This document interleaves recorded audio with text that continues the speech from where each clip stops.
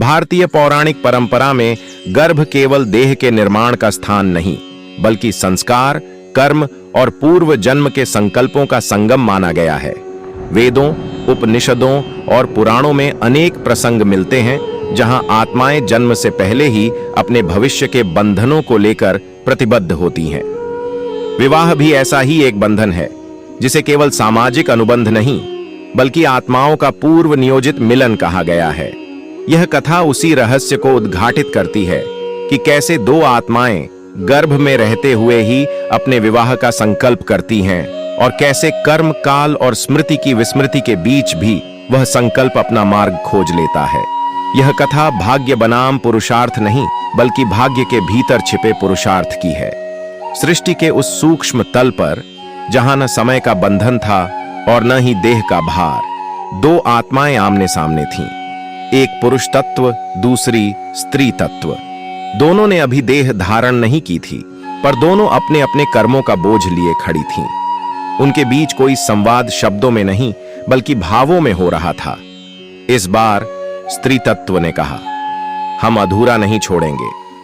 पुरुष तत्व ने उत्तर दिया, यदि कर्म अनुमति दे तो मैं तुम्हारा जीवन संगी बनूंगा।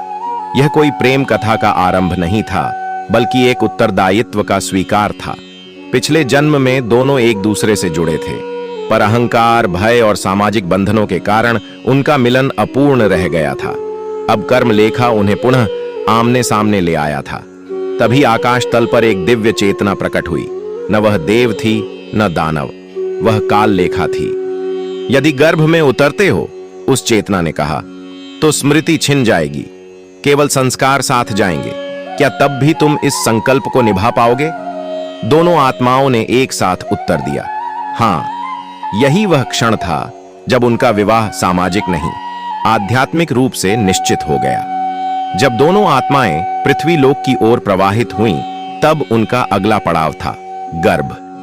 एक ही समय पर दो अलग अलग स्थानों पर दो स्त्रियों के गर्भ में दो देहों का निर्माण आरंभ हुआ। एक आत्मा उत्तर दिशा के एक वनांचल में उतरी, दूसरी दक्षिण की एक नदी भूमि में। दूरी बहुत थी, पर संकल्प एक था। गर्भ में प्रवेश करते ही आत्मा को स्मृति का क्षय होने लगता है, परंतु कुछ आत्माएं ऐसी होती हैं जो प्रारंभिक महीनों तक पूर्व जन्म के संकेत संजोए रखती हैं। इन्हीं महीनों में संस्कार गहरे बैठते हैं। पुरुष आत्मा ने गर्भ में ही अनुभव किया एक अनदेखा आकर्षण, एक दायित्व जिसे वह शब्दों में नहीं बांध सकता था। स्त्री आत्मा ने भी गर्भ में रहते हुए बार बार एक ही भाव को महसूस किया, प्रतीक्षा। रात्रि के समय जब दोनों माताएं निद्रा में होतीं, तब गर्भस्थ आत्माएं सूक्ष्म तल पर एक दूसरे से जुड़ जाती थीं। कोई शब्द नहीं, कोई चेहरा नहीं, बस एक वादा जो कंपन बनकर बहता था। हम मिलेंगे, वह कंपन कहता। हां, दूसरा उत्तर देता। पर पहले भूलेंगे, काल ने करवट ली। दोनों देहों ने जन्म लिया।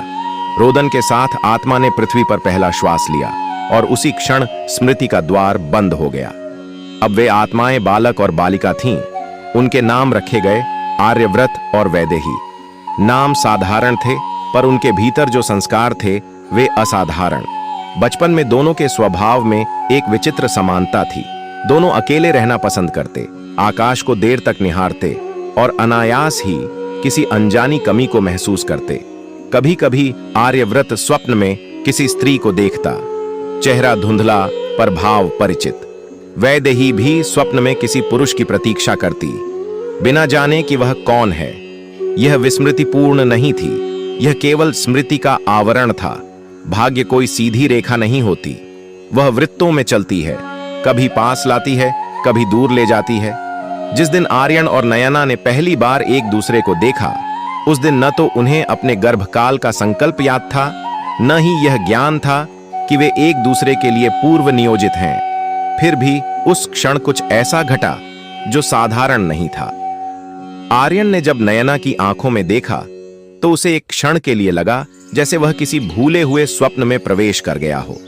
नयना ने भी उसी क्षण हृदय में एक अनकहा कंपन महसूस किया, एक परिचय जो स्मृति का नहीं बल्कि संस्कार का था। यही भाग्य की पहली रेखा थी, अदृश्य पर सशक्त। जीवन आगे बढ़ा। समय ने दोनों को अलग अलग दिशाओं में धकेला। आर्यन अध्ययन और संघर्ष में डूब गया। नयना परिवार और सामाजिक अपेक्षाओं के बीच स्वयं को ढालने लगी। दोनों ने अलग अलग निर्णय लिए, अलग अलग लोगों से जुड़े, पर हर संबंध के भीतर एक रिक्तता बनी रही। भाग्य की दूसरी रेखा तब उभरी जब वर्षों बाद वे पुनः मिले, एक तीर्थ यात्रा में। वही स्थान, वही घंटियों की ध्वनि, वही धूप दीप की गंध। इस बार पहचान और गहरी थी, पर भय भी साथ था। नयना ने मन ही मन कहा, यदि यह वही है तो इतनी देर क्यों? आर्यन के भीतर प्रश्न उठा, यदि यह वही है तो अब इतना कठिन क्यों? भाग्य सरल नहीं होता, वह परीक्षा लेता है। तीसरी रेखा तब बनी जब समाज बीच में आया।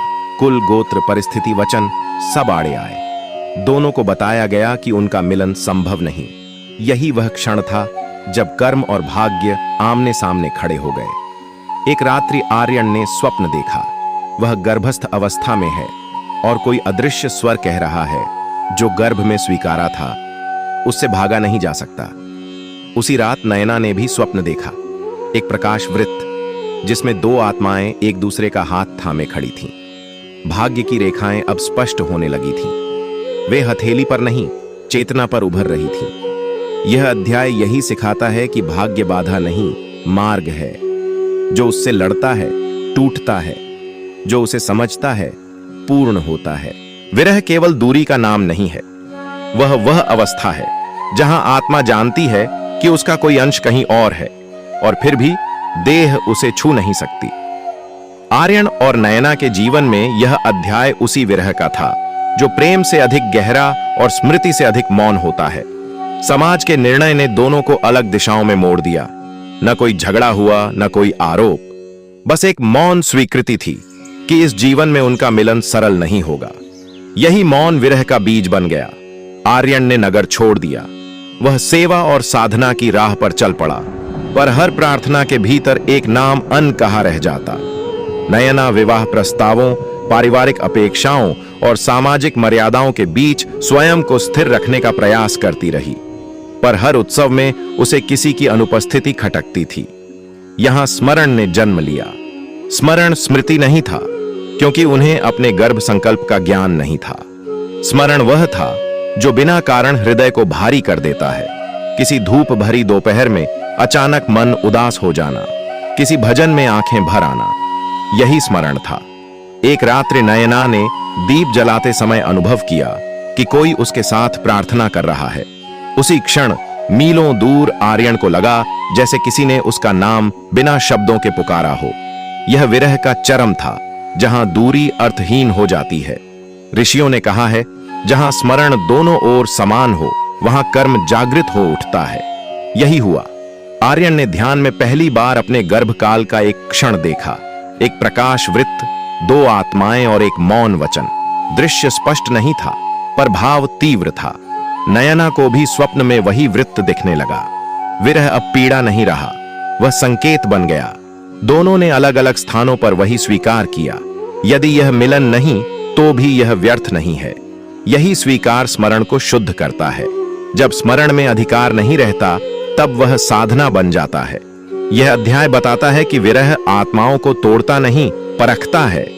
जो इस परीक्षा में स्मरण को अहंकार नहीं बनने देता, वही अगले द्वार के योग्य होता है।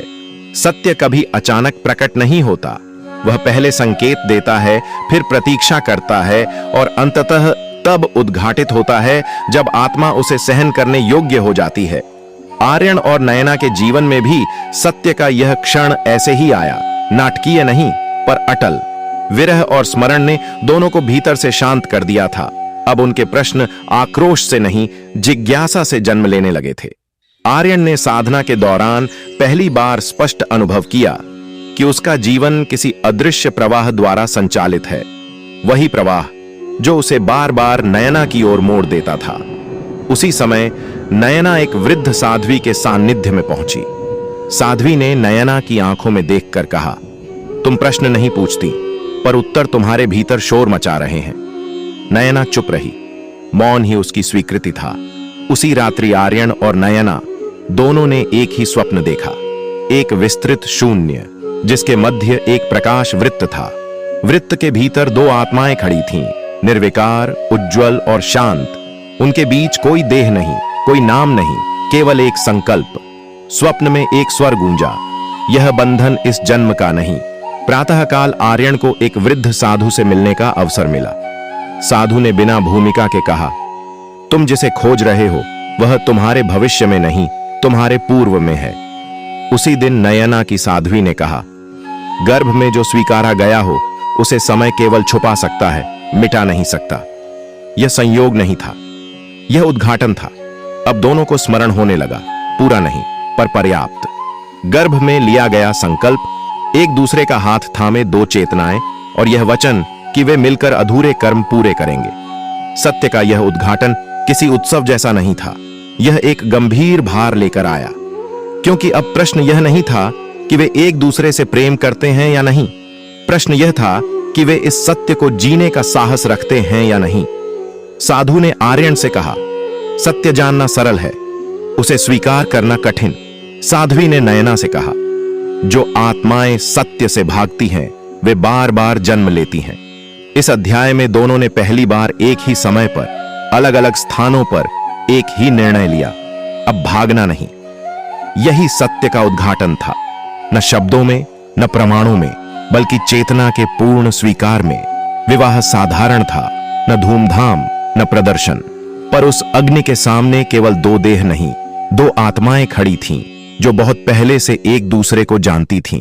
जब 7 फेरे पूरे हुए तब कहीं दूर सूक्ष्म लोक में काल लेखा ने अपना लेख बंद किया। संकल्प पूर्ण हुआ। वह बोली, यह कथा किसी एक युग, किसी एक देश या किसी एक परिवार की नहीं है। यह उस शाश्वत सत्य की कथा है जिसे मनुष्य जीवन की भाग दौड़ में भूल जाता है कि कुछ संबंध जन्म के बाद नहीं, जन्म से पहले तय होते हैं। गर्भ में तय हुए बंधन सामाजिक अनुबंध नहीं होते, वे आत्मिक उत्तरदायित्व होते हैं। आर्यन और नयना का मिलन प्रेम कथा की तरह सरल नहीं था, उसमें प्रतीक्षा थी, विरह था, भ्रम था और भय भी। पर इन सब के नीचे एक मौन प्रवाह लगातार बह रहा था, पूर्व संकल्प का। यही प्रवाह उन्हें बार बार एक दूसरे की ओर मोड़ता रहा, चाहे वे कितना ही दूर क्यों न चले गए हों।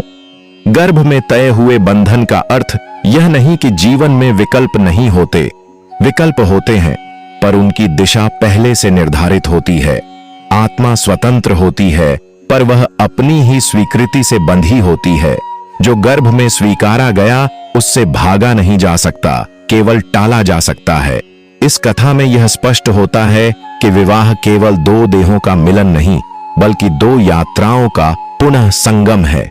जब दो आत्माएं अधूरे कर्मों के साथ जन्म लेती हैं, तो उन्हें एक दूसरे की आवश्यकता होती है, सुख के लिए नहीं, पूर्णता के लिए। नहीं, पूर्णता के लिए। विरह, स्मरण और सत्य का उद्घाटन, ये सभी चरण आत्मा की तैयारी हैं। जब तक अहंकार टूटता नहीं, तब तक पूर्व संकल्प समझ में नहीं आता। जब तक स्मरण स्वीकार में नहीं बदलता, तब तक मिलन संभव नहीं होता। यह भी समझना आवश्यक है कि गर्भ में तय हुई शादियां सुख की गारंटी नहीं देती, वे उत्तरदायित्व की मांग करती हैं। ऐसे बंधन में प्रेम स्वाभाविक होता है, पर उसे निभाना साधना बन जाता है। यही कारण है कि ऐसे संबंधों में पीड़ा भी अर्थपूर्ण होती है। इस कथा का अंतिम सत्य यह है कि भाग्य कोई कठोर विधान नहीं, बल्कि आत्मा की स्वयं से की गई प्रतिज्ञा है। जब आत्मा परिपक्व होती है, तब वह उस प्रतिज्ञा को पहचान लेती है। आर्यन और नयना का मिलन इसलिए विशेष नहीं था कि वे साथ आए, बल्कि इसलिए कि उन्होंने समझा वे कभी अलग थे ही नहीं। गर्भ में तय हुए बंधन हमें यह स्मरण कराते हैं कि जीवन में मिलने वाला हर व्यक्ति संयोग नहीं होता। कुछ आत्माएं हमें इसलिए मिलती हैं ताकि हम स्वयं को पूरा कर सकें, और जब यह पूर्णता घटित होती है, तब विवाह केवल एक संस्कार नहीं रहता, वह आत्मा की स्मृति बन जाता है।